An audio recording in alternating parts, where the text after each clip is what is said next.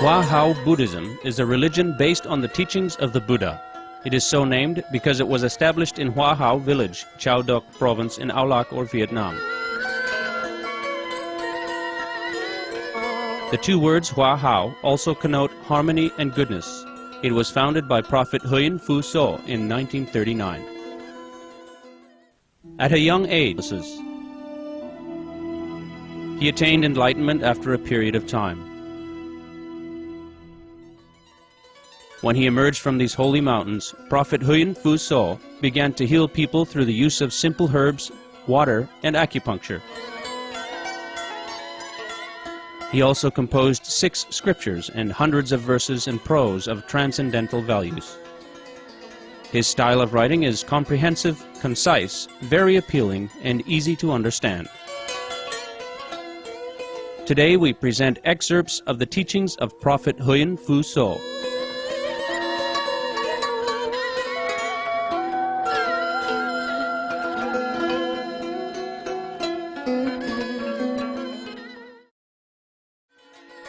A roundabout method and a shortcut method.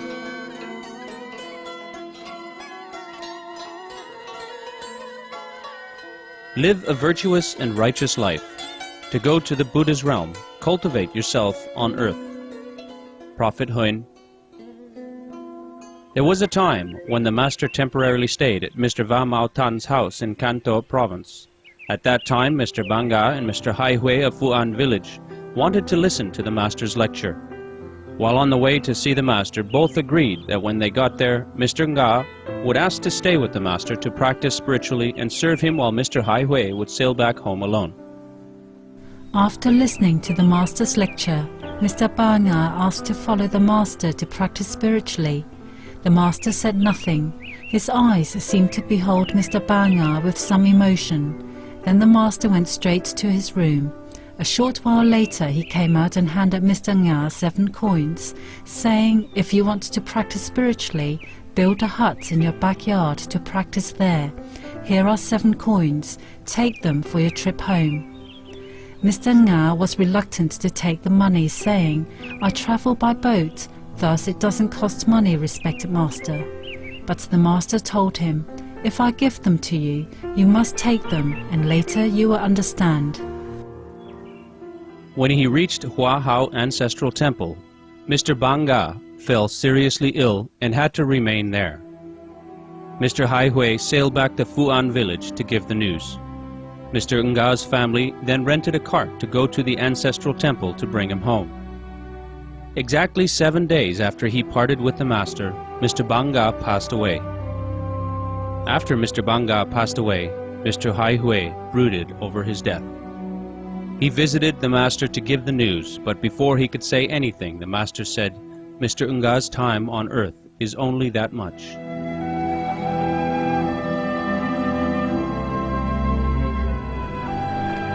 Mr. Hui respectfully asked the master, "Will Mr. Nga so be at peace to continue his practice?" The master answered, "I've already delivered him, but that is just a roundabout way of practicing, because Mr. Nga had to leave his body just as he realized the Tao." Upon hearing that, Mr. Hui asked, "Master has just said that Mr. Nga was practicing a roundabout method, so what is the shortcut method? Please teach me so I can understand." The master then explained further, if a person still has the physical body like you do, who works to earn a living while at the same time cultivating himself and helping many other people, influencing them to practice spiritually, then that is the quick method. Mr. Hai Hui realized that his deceased friend had only attained self-realization, but no longer had the body to carry out the work of enlightening others. His friend didn't have the opportunity to help other people in the material and spiritual aspects, so that he could increase his storehouse of merits. Because only through helping others could one reach one's ultimate spiritual goal.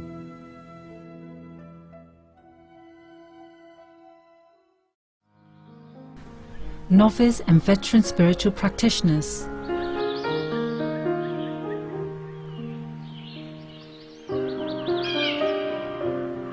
In 1943, the master was staying at Mr. Wo Bang Yui's house in Bak Liu.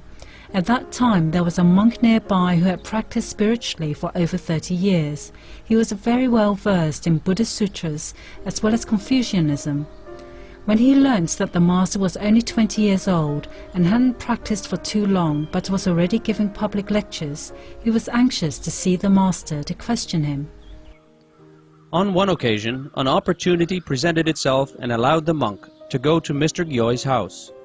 When the owner of the house and guests sat down to have tea, the monk immediately asked, "Mr. Tu," the master's householder nickname, "can you tell me who has more spiritual merit, a novice spiritual practitioner or the one who has practiced for over 30 years?" The master cheerfully replied, "Their spiritual merits are the same." Surprised, the monk was about to debate further, but the master waved his hand to stop him and said, "It's similar a person who lives near a river and bathes every day. However, he only does it just for the sake of bathing, but not really to clean himself, while the other person works on a farm in a remote field where there is a shortage of water. Thus he rarely has the chance to bathe and therefore is dirty. But one day he runs into a big river with cool, refreshing water. He then cleanses and scrubs himself thoroughly. After a few times bathing like that, he becomes much cleaner than the other person who lives near the river." Upon hearing the master's explanation, the monk understood and asked no more. He stood up, put his palms together, expressed his admiration for the master, and took his leave.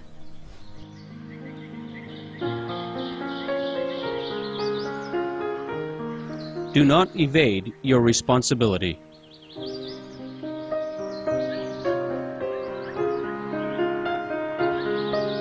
In the spring of 1940, Mr. Trang Duc and his mother visited the master while he was still living at Hua Hao Ancestral Temple. After listening to the master's discussion of the Dharma, or true teaching, Mr. Duc and his mother asked to become the master's disciples. The master gave each person an incense stick and told them to kneel before the altar as he read the vows of taking refuge in the Buddha, the Dharma, or true teaching, and the Sangha, or community of monks, for the mother and son to repeat after him. A while later, Mr. Zhang Duc approached the master and putting his palms together, he said, "Please allow me to go up to Gum Mountain to practice until the day I attain enlightenment and liberation." The master looked at him gravely and replied, "A spiritual practitioner should not seek to evade his responsibilities. Moreover, the Buddha is within you." Hearing the master's advice, Mr. Duc dropped the idea of going to the mountain to do spiritual practice.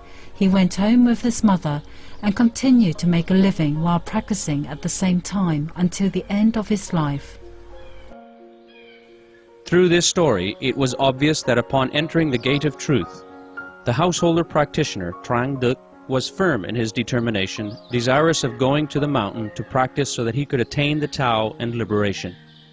This is a common mindset of spiritual practitioners.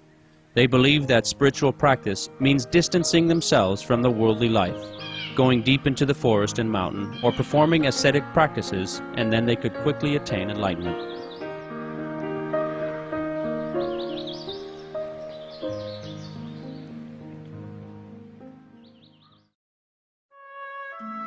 Buddha was at the tip of the islet.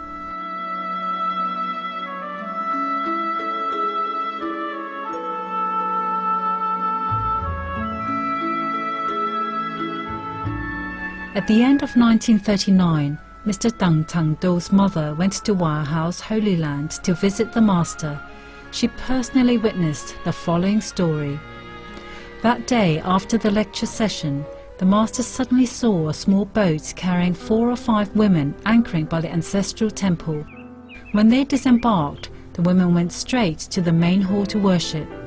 Afterward, they approached the master, putting their palms together and said, "Respected master, we've just arrived."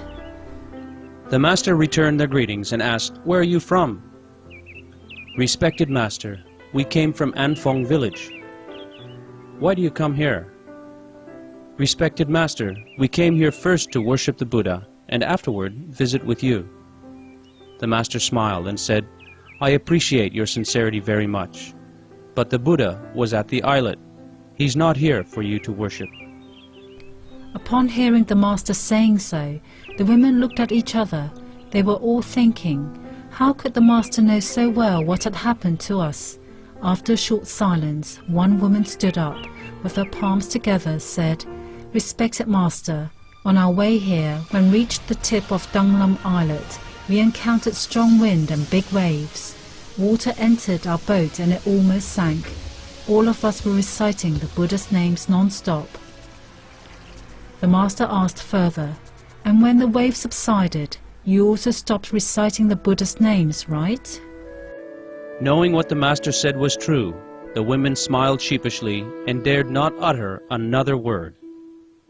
The Master then continued in a serious tone, "The respect for the Buddhas and God and the recital of their names, you should do that all the time. Don't wait until you encounter mishaps to do it." When the Master finished, everyone was happy because they had just learned another valuable lesson.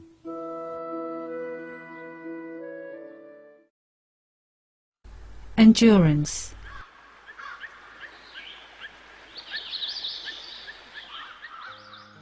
Mr. Wing Bun Phom was a native of Gin Phom province. Having realized early on that life is full of suffering and all things are impermanent, he went to Gum Mountain to focus on self-cultivation.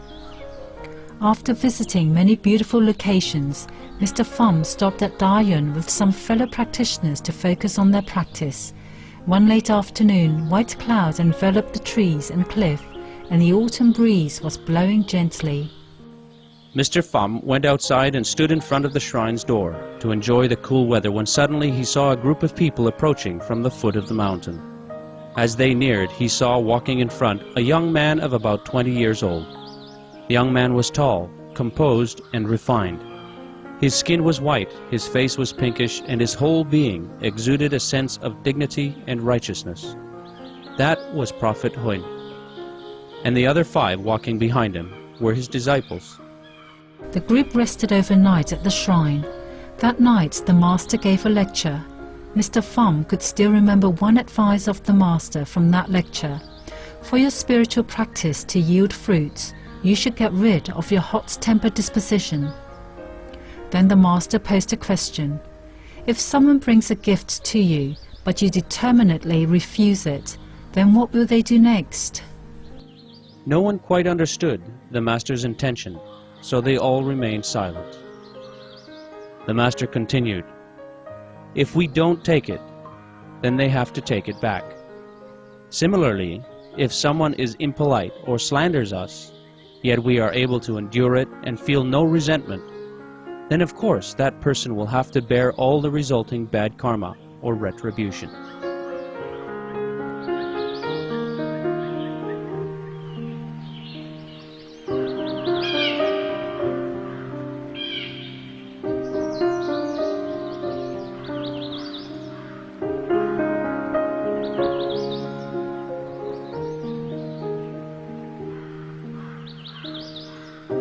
It's been a joy to have you with us today for Between Master and Disciples. Planet Earth, Our Loving Home, is up next right after noteworthy news.